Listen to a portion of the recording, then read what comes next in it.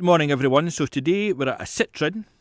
It's a Citroen C4 Picasso 2018 model, and I'm sure this is the B78 1.6 diesel engine. So the customer's complaint is the AdBlue light is flashing up the top there, you can see that. And then it says emission fault, repair needed. And then it also says emission fault starting and possible in 500 miles. So that focuses the mind when you get a message like that. We've done a full scan and the results say in the engine a P16 Delta, I think that says 0, damage to the double damping flywheel, detection of resonance of the double damping flywheel. I don't think that'd be a problem.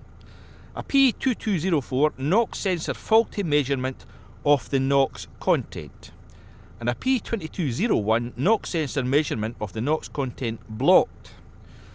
Right, so we're looking at that, and either the AdBlue injector is faulty, the AdBlue pump is faulty, or indeed it's quite simple, the NOx sensor is faulty, and this is maybe just a spurious code. So we need to take a drive and look at the NOx reading. Now, I'm sure when you're driving down the motorway, you're looking for the NOx content to be in the single figures if AdBlue is being injected into the exhaust. So we'll have a little peek in here. We'll enter into it. And the other thing we should do, we should look at OBD just to make sure what's bringing the light on. So you can see when we go into the fault codes, they all say they're temporary fault. That's bad because you want it to be permanent. So we'll have a look at OBD first, take it for there. So the quickest way to go into OBD is just to unplug this thing, put a cheap OBD reader in and see what that says. That's quicker. So it says NOx sorry, NOx sensor circuit intermittent bank 1, and then the next code is NOx sensor circuit range performance bank 1. So that's a P2201, I see that at the top, and the other one's a P2204. So these NOx sensors fail regular. That's kind of point towards just the NOx sensor. Right, let's have another look. To data stream, and we'll go into DNOx system 1 information. We'll select it all, and we'll look at this. So let's just go through them. DNOx catalytic urea load 0 grams. DNOx system bleed status is waiting. Well, that's probably waiting because of the fault code. Engine coolant temp, we need to get that, it's only 33 degrees. Estimated age of thermal aging of DNOx catalytic converter 62%. Right. Pressure of urea fluid 4 bar. So 4 bar actually means 0 bar, because this stupid thing can only measure from 0 to 4 bar. It can't measure 0 bar, it starts at 4 bar. So we're looking for 6 bar or 8 bar. So I don't know if that's getting blocked. Reference value to do urea pipe, and it says it's got volume of urea fluid measured in urea reservoir is 6 litres, and we have checked it. I'll show you where it is. It's in the boot and there's plenty of fluid in it. So let's go back, let's go into DNOx system 2. We want to look for this NOx. Select all. So authorization of injection based on pressure, no, so it's blocking it. Authorization of injection of urea based on temperature, injection authorized, so it says it's warm enough. Distance remaining before the filling of urea, 5,000. Flow of gas. NOx content downstream is 20 parts per million. That's wrong. NOx content upstream is 0 parts per million. So I think your code was for upstream, Roddy? Upstream, was it upstream? So they're not warm enough, that's what's wrong. So we need to take this a run and get heating not activated, pressure of exhaust gas 1 bar, temperature, urea 10 litres. So let's take it a run, let's get it toasty and see where we go for there. So we're looking at this, I'm sure that said no, it now says yes. It's authorised injection of AdBlue. Injection is now authorised, this one. We're now at 64 degrees, takes a while to heat this thing up. It says flow of gas measured by the NOx sensor, invalid value. Now I think maybe, I don't know if that always works, can't remember for previous jobs. These are still only reading 20 and 0. Heating not activated, the pressure of exhaust gas stated, but it hits 1 bar. So there's nothing, these should be reading definitely higher than 20. So we jumped into the other PIDs. You can see now the pressure of the urea fluid is at 5.8 bar. That's good. So that means we do not need a pump. We do not need a tank or any of that additional expense. So that is good. Let me see. It says steady pressure average consumption. So it's still putting the AdBlue fluid in, even though the NOx sensor is not working. So, NOx sensor, we're reading a NOx sensor. And I'll guarantee if you phone the main dealer, there'll be plenty in stock. For anyone looking for the AdBlue tank on this 2018 Citroen Picasso diesel, you go in the back door, and just at the back there, there it's here. There's the filler location for the AdBlue. And as you can see, it's all that white stuff. Terrible stuff, corrosive on wires, but anyway, that's what you fill it. New sensor is installed. Here's the old one, and it's just, there is only one on this. It's at the back of the vehicle. Sorry I couldn't show you. So that's it in. So we've started the car up. We'll read the fault codes. Now the AdBlue light is still on. So let's see if we turn the car off and they can clear, but maybe need to reinitialise the system. So you can see there we have cleared the fault. And let's go back. So read fault codes. So there's no fault in it, but we still get the AdBlue light, and we still get the warning message on the dashboard, only 450 miles. So we have to reinitialise this system, so I'll show you how to do that.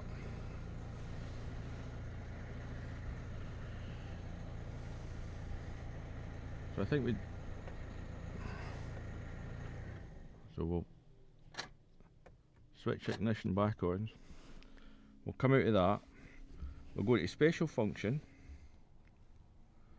We'll go to replacement parts. We're working on the emission control system. Replacement of NOx sensor. We'll do that one. These are a bit funny. Switch off the ignition and wait 30 seconds. So we'll do that. Let's see, that's 30 seconds, so okay. Oh, chigs, here's a countdown now, sorry.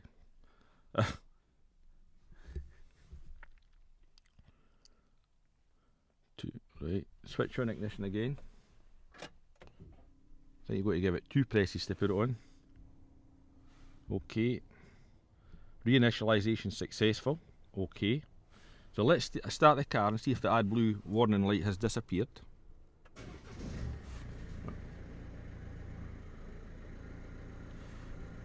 Yep, it has. So reinitialisation of the NOx sensor, because we replaced it, solved all our issues. The other thing I've had to do sometimes is tell it it's had a new urea injector, and we've had to tell it sometimes it's had a replacement tank. I've had to have some amount of jump arounds, but that worked this time. What else could we do?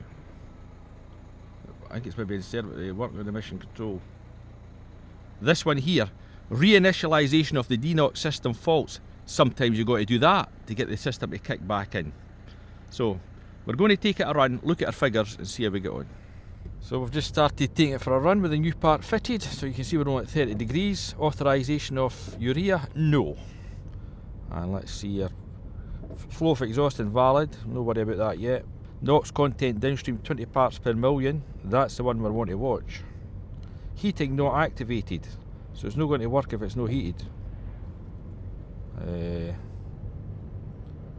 Temperature, did we show the temperature the last time? Can't I remember. So let's just graph the lot. Did we? So I'm sure we'll not get, that has to go yes, then we start reading parts per million. So we're only at 32 degrees, we'll keep driving, I'll keep you posted. So after 5 minutes of driving, this has finally went to yes, injection is authorised, we're still at 20 parts per million, and the heating is not activated. So fingers crossed, this works. But I think this is usually got to be about 60 or 90 or something, don't know. We'll give it the gun anyway. We're still all clear in the dashboard though. So we now have heating activated off the knock sensor because we hit 60 degrees, I think. And we're still waiting for a value to read here. So let's hope this works. There we go, we're away. 242 parts per million. So that means we finally have a reading. So I think when we're cruising down the motorway, I think you're looking for, is it double figures, something like that? We'll try it back down and see, we'll be in, so that's in the highest gear now. But we've got a reading where before we were only stuck at 20 parts per million. And when you give it a boot, oh there, we're over 1,000 parts per million. A winner, Roddy, a winner, son. We can stop panicking. I was saying to Roddy, we never bothered checking powers and grounds on that knock sensor, or can, because if you didn't have a power and ground, you would have a communication code with the knock sensor, and we didn't have that, so there we go. So as soon as you accelerate, we're up over 1,000. I don't know what the range of this thing is. That's accelerating, and even that foot off the pedal, we're doing to, where to go, single figures. But then again, it's probably cut the fuel by that, eh? Wonder what you're in. Are you in top? Go into top gear and just cruise it, see?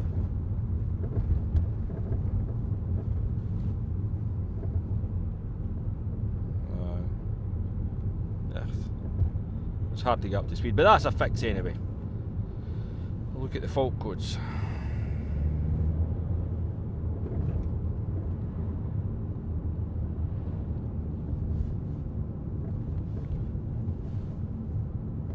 We're all good. It's a fix. There's the pressure of the urea fluid just coming down the road, so we're at 5 bar. So anything over 4 bar is good. Go and switch off and put it back. Go and see if the bar's dropped already.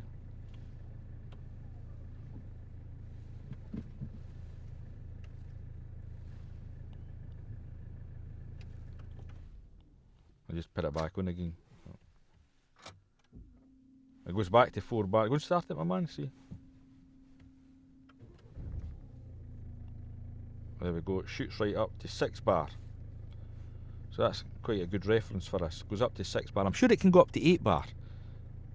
But 5 bar and that is good. 4 bar is no good.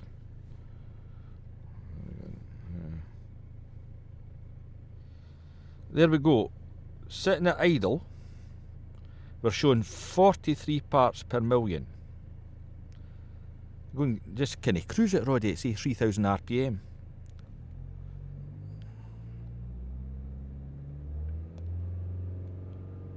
So that's at 3,000 RPM. We're showing 100 parts per million, 120 parts per million. But that should reduce if we get AdBlue spraying in, and it's not in the same PID list. So it's injection authorised up to 136. So let's see if it's spraying anything in. Denox, select all.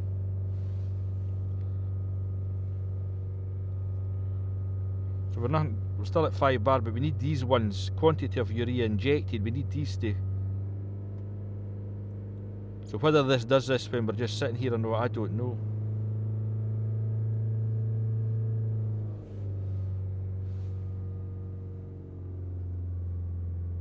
Probably need to drive it, eh? But that, obviously, that figure we're seeing 130 parts per million, that's without any urea fluid going in. So if we could work out when it went in, we would see it reduce the parts per million.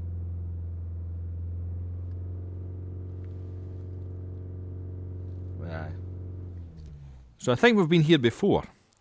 We reckon it's this bit is damaged. So if you could source just the tip it goes into the exhaust, cut the wires, as you can see this one's got 2, 4, 6, 8, and replace this bit, you could save yourself a fortune. Because this one's got a surcharge on it and this has to be returned. So to me that says, this is good, that's bad. So that'll be a job for us one day to see if we can replace this bit only. Or if any of you have done it, you can chime in and how successful it's been. Is it even worth the hassle just to replace the tip?